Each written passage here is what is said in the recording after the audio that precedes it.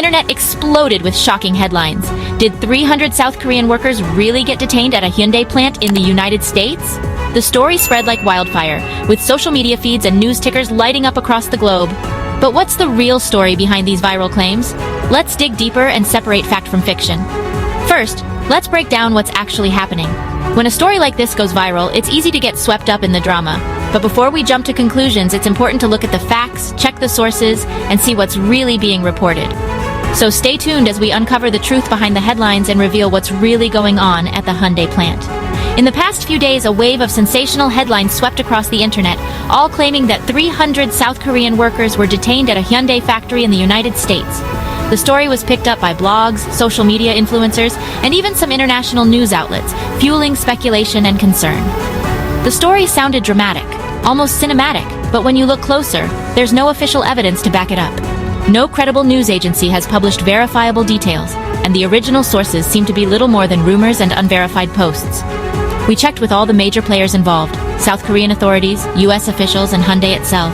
None of them have confirmed any such incident. In fact, all three have either denied the story outright or refused to comment on what they call unsubstantiated rumors.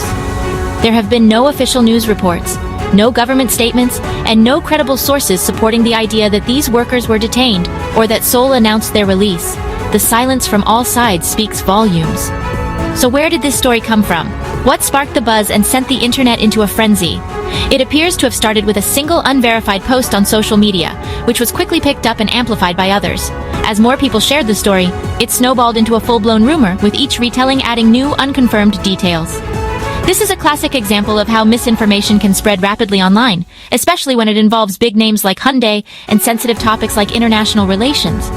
Stories like this catch fire because they play on our emotions and our curiosity. But just because a story is popular doesn't mean it's true. Hyundai has remained silent on the issue, issuing no statements or press releases. Both the South Korean and U.S. governments have denied that anything like this has taken place, urging the public not to believe unverified reports. Meanwhile, life at the Hyundai plant goes on as usual. Workers continue their jobs on the assembly line, and there have been no reports of disruptions, detentions, or unusual activity at the facility. This viral claim is a powerful reminder of why it's so important to check the facts before believing or sharing breaking news online. In the age of instant information, misinformation can spread just as quickly as the truth. Today, a single headline can travel the globe in seconds, even if it isn't true. That's why critical thinking and fact-checking are more important than ever. So stay informed, stay skeptical, and always look for credible sources. And if you want more news breakdowns that separate fact from fiction, don't forget to subscribe and join us for the next story.